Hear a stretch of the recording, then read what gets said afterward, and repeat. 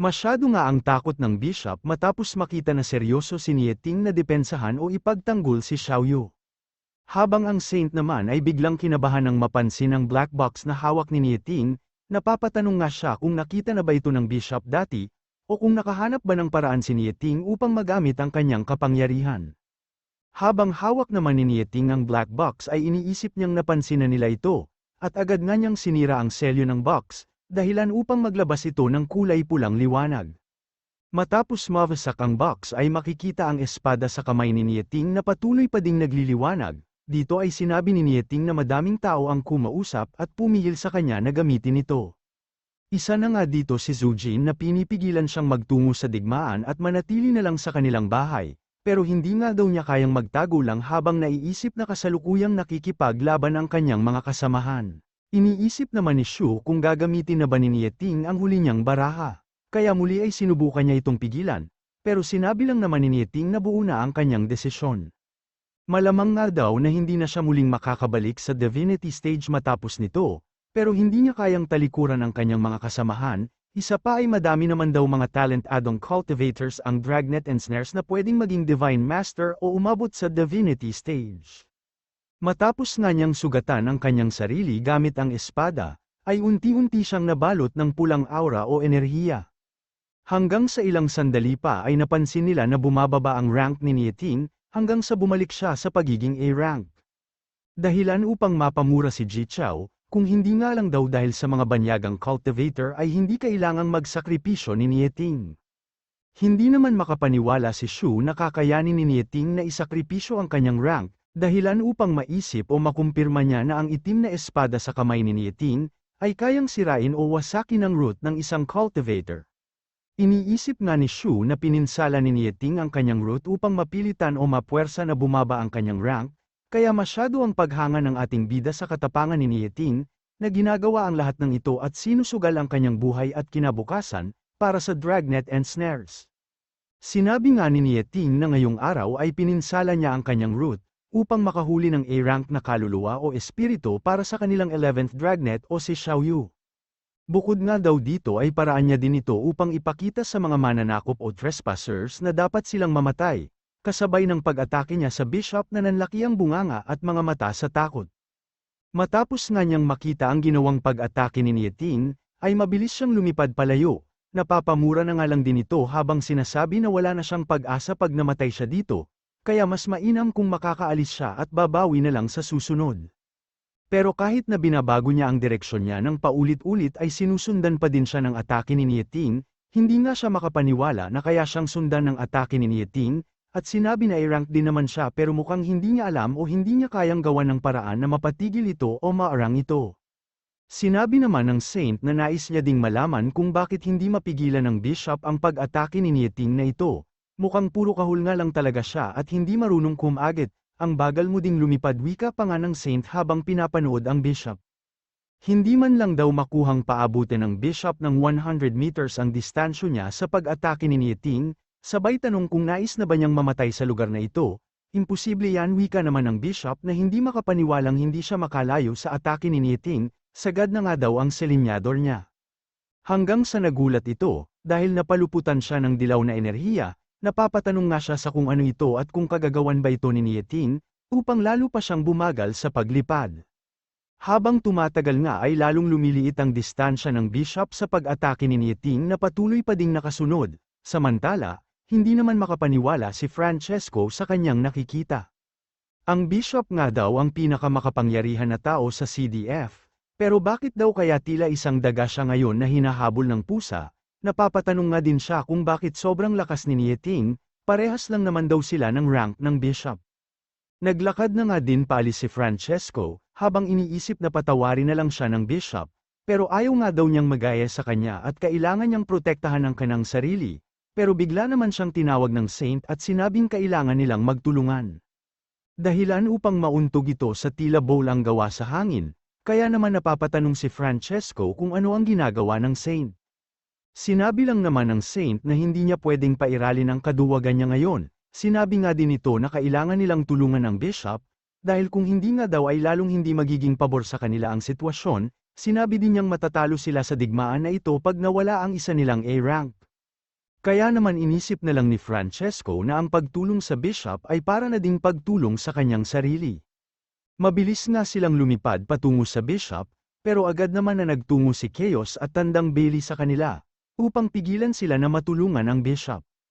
Sinabi nga ni Tandang Bailey na hindi ito ang oras upang isipin nila ang iba. Ako ang harapin mo, wika nga nito sa Saint, na nais sanang magsalita pero bigla siyang napatigil. Kinagat nga ni Chaos ang damit ni Tandang Bailey at tinuturo niya ang Saint. Sinabi nga ni Chaos na pwede niyang maging merienda ang spiritual armor ng Saint, kaya mas mainam kung magpalit na lang sila ng kalaban. Pero hindi naman naunawaan ni Tandang Bailey ang sinasabi ni Chaos, kaya agad siyang sumigaw at tinanong ang ating bida sa kung ano bang sinasabi ng kanyang dragon. Sinabi nga din ni Tanda na ayaw niya nang nagugulo ang kanyang laban, lalo pag nasa digmaan.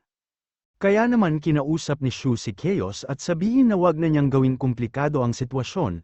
Sinabi nga din ni Shu na corrupted ang mga magic tools ng Saint, kaya mas mainam kung pabayaan na niya ang mga ito at si Francesco na lang ang harapin niya. At nang marinig nga ni Tandang Bailey ang magic tools, ay bigla niyang naisip na ang dragon ni Lu Shu ay nagmana din sa kanya, hindi makapagpigil pag may nakikitang kayamanan. Gayunpaman ay wala nang nagawa si Chaos kundi pagtiyagaan si Francesco, habang ang bishop naman ay nanghihingi pa din ng tulong sa dalawa. Iniisip nga din ito na kahit kailan ay hindi na siya babalik ng Chiangbai pag nakatakas siya. Pero huli na ang lahat dahil inabutan na siya ng ginawang pag-atake ni Nieting, dahilan upang mahati sa dalawa ang katawan ng matandang bishop. Matapos na siyang mamatay ay agad namang naghanda si Xiaoyu upang mahuli o makuha ang kaluluwa ng bishop na unti-unti nang nabubuo, at kasabay nito ang unti-unti niyang pagpapakawala sa isang Earth-type awaken na kanyang nakuha. Pinipilit pa nga mawala ng kaluluwa o espiritu ng bishop, pero sinabi lang naman ni Xiaoyu na wag na niyang subukan pang tumakas, sabay gamit sa kanyang abilidad. Dahilan upang unti-unti ay mahigop ng abilidad ni Xiaoyu ang espiritu ng bishop, hanggang sa ilang sandali pa nga ang nakalipas ay unti-unti na itong naglaho, kaya napabuntong hininga na lang si Xiaoyu. Tinanong naman ni Nieting kung nakuha ba niya ang kaluluwa ng bishop, at sumagot nga ng masiglang oo si Xiaoyu na labis ang saya.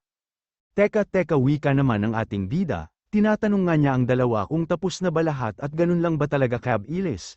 Hindi nga siya makapaniwala na namatay ang bishop sa isang atake lang ni Nieting. Nahuli pa nga ang pagkakashock na may kasamang pag-iyak ni Shu, habang sinasabi na hindi man lang natakasan ng A-rank ang isang atake ni Nieting. Pero tinanong lang naman ni Xiaoyu kung bakit pa siya nagugulat. Sinabi nga din ni Xiaoyu na kahit kailan ay hindi naman nahirapan si Shu na patayin ang mga kalaban na kaparehas niya ng rank, kaya bahagya din siyang napaisip. Ilang sandali pa ay tinanong ni Shu kung kaninong espiritu ang pinakawalan niya, at sinabi nga ni Xiaoyu na kaluluwa yun ng isa sa mga napatay niyang Earth-type awaken. Dahilan upang manghinayang si Shu, at tinanong si Xiaoyu kung bakit hindi na lang ang kaluluwa ni Jia na isang formation type ang pinakawalan niya, dahil si Jia naman daw ang pinakamahina sa lahat, pero hindi naman agad sumagot si Xiaoyu. Hanggang sa bigla siyang tumingkad, at sinabi na dahil sa ating bida kaya hindi niya pwedeng pakawalan si Jia, sabay tanong kung sino pa sa tingin niya ang tutulong sa kanya na ihanda ang lahat ng sandata pag wala na si Jia. At agad nga niyang niyakap si Xiaoyu, habang sinasabi na mautak talaga siya. Pag wala nga daw si Jia ay kailangan niyang ilabas ang mga spiritual tools niya sa pag-atake, na pwedeng maubos kaya sayang naman. Pero iniisip naman ni Xiaoyu na astig ang kuya niya sa ginawa nilang pag-atake kanina, kaya kahit kailan ay hindi niya pakakawalan ng espiritu ng formation type na si Jia. Bigla namang nagulat si Shu matapos makita na kagat-kagat ni Chaos ang kamay ni Francesco, dahilan upang mapatanong ang Saint sa kung ano ang ginagawa ni Francesco. Na biglang hinayaan na lang maputol ang kanyang braso, at sinabi na iiwan na niya ito kay Chaos, kaya sana ay wag na siyang guluhin o habulin pa nito. Matapos nga nito ay mabilis na lumipad si Francesco patungo sa katawan ng bishop, kaya naisip ni Shu na tapat talaga si Francesco sa bishop, pero sinabi naman ni Xiaoyu na malamang sa may kayamanan sa katawan ng bishop. Mabilis nga ding inutusan ng Saint ang mga taga Foreverbird na tumakas, matapos niyang makita na patakas na si Francesco. Pero tinanong lang naman sila ni Nieting, kung sa tingin ba nila ay makakalabas-pasok sila ng Cathay anumang oras nilang naisin, at inutusan nga niya ang lahat ng miyembro ng Dragnet and Snares upang habulin at patayin ang mga kalaban. Sa paglipad naman ni Nieting ay tinanong ng ating bida kung aalis ba siya, tinanong nga din ito kung nauunawaan ba ni Nieting ang kasalukuyan niyang sitwasyon. Sinabi nga ni Shu na patuloy na bumababa ang antas ng kapangyarihan ni Nieting, kaya pag nagpatuloy siya sa paglaban ay pwede siyang mamatay. At agad ngang bumalik si Nieting upang tanungin si Shu sa kung anong nais niyang gawin, pero inaabot lang naman niya ang marrow fruit, na agad namang kinuha at kinain ni Nieting.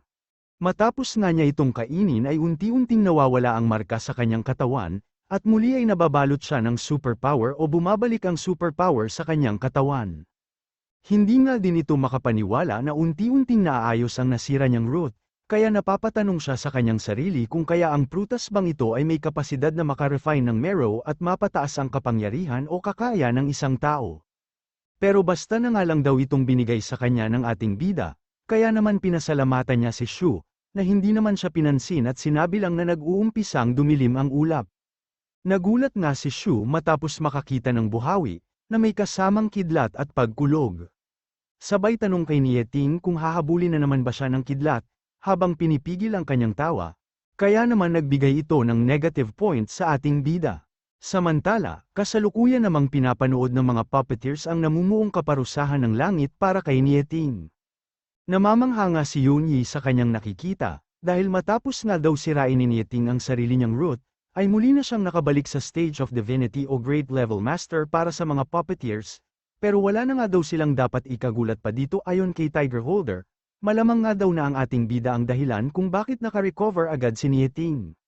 Bigla namang patungo sa mga puppeteer ang pag-atake ni Master, na agad din naman nilang napansin, kaya nilabas ng mga ito ang mga puppet nila upang harangin at depensahan ang ginawang pag-atake ni Master. Masyado nga din ang titig ni Yunyi kay Master, at bakas sa mga mata at mukha nito ang labis na galit, pero bigla lang naman sinabi ni Master na malamang sa matagal na siyang hinahanap ng mga puppeteer.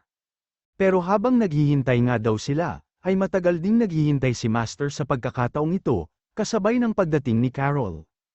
Kaya nagulat ang mga puppeteer at napapatanong kung bakit nandito si Carol, pero bigla lang silang inatake ng dalawa at matapos na nila itong maiwasan, ay sinabi ni Yunyi na malamang na ang kanilang hari ang dahilan kung bakit nandito si Carol. Pero kung ganun nga daw ay mas mainam kung wag na muna silang lumaban at tanungin na lang ng diretso si Master.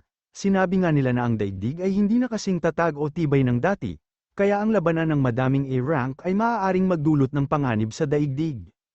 Kaya naman agad na pinabalik ng mga puppeteer ang kanilang mga puppets, sabay taas sa kanilang mga kamay at sinabi na hindi sila nagtungo dito upang makipaglaban, at nais nga lang daw nilang makipag-usap at tanungin o linawin ang ilang bagay. Kaya naman pinabalik din ng dalawa ang kanilang mga sandata, sabay tanong sa kung ano ang mga nais nilang tanungin.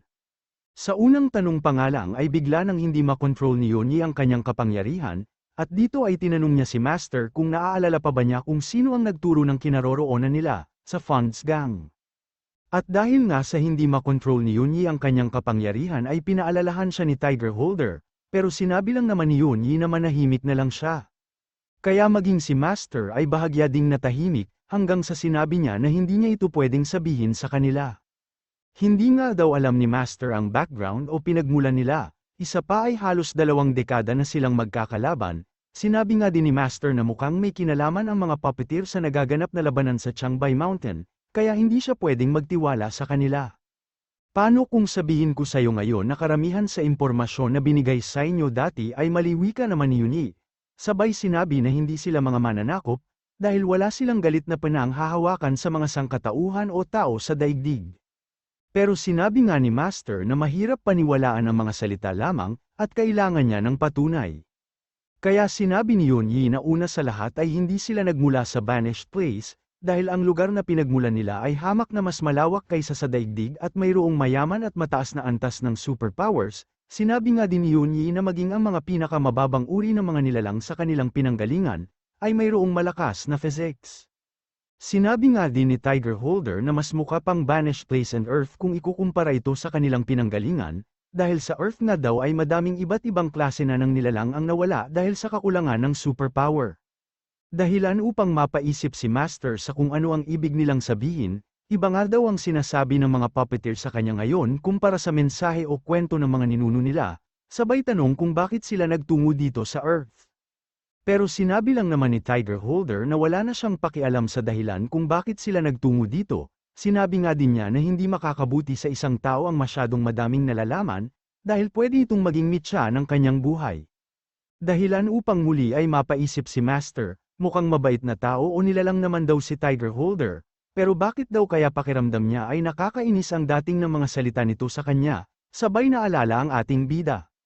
Dahil nga sa nanatiling tahimik si Master, ay sinabi ni Yunyi na wala siyang dapat ipag-alala, dahil ang pagpunta nila dito ay walang kinalaman sa daigdig, kaya naman hindi na niya kailangan pang pagtuunan ito ng pansin. Sinabi nga din ni Yunyi na pwede niyang bigyan ng confidential at mahalagang impormasyon si Master, sabay tingin kay Carol, na agad namang napapaisip kung bakit siya tinitignan ni Yunyi. Bahagyang ang nag-isip si Yunyi ng mga impormasyon na pwede niyang ibahagi kila Master, hanggang sa sinabi niya na mukhang masyado ang pagpapahalaga nila Master sa daigdig, kaya magbibigay siya ng mga nalalaman niya patungkol dito. Sinabi nga ni Yunyi na malaki na ang kaibahan o naging pagbabago sa Earth, hindi na ito katulad ng mga panahon kung saan ay malakas pa ang power of law.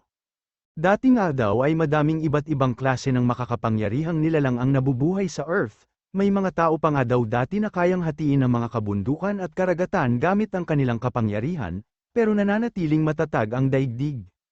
Dahilan upang mapatanong si Master kung totoo ba ang mga sinasabi niya, at kung bakit ngayon ay kailangang pigilan at iwasan ni Nieting ang paggamit sa kanyang kapangyarihan.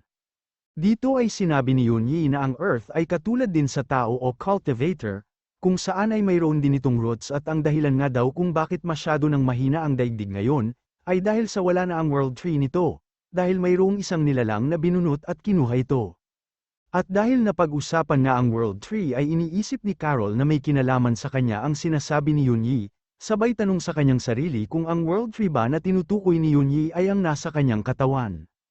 Naalala nga din niya ang mga nakita niyang nakalawit na ugat ng world tree sa kanyang katawan.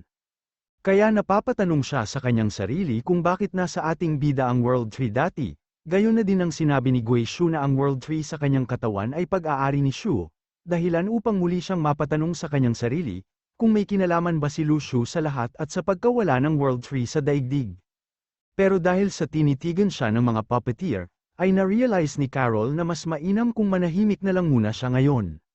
Bigla namang tinanong ni Master kung ang hari ba ng mga puppeteer ang bumunot sa world tree ng Earth, sabay tanong kung nasaan na ang kanilang hari, at sinabi nga din ni Master na kung makapangyarihan ang hari nila ay siguradong walang makakapigil sa kanya dito sa Earth.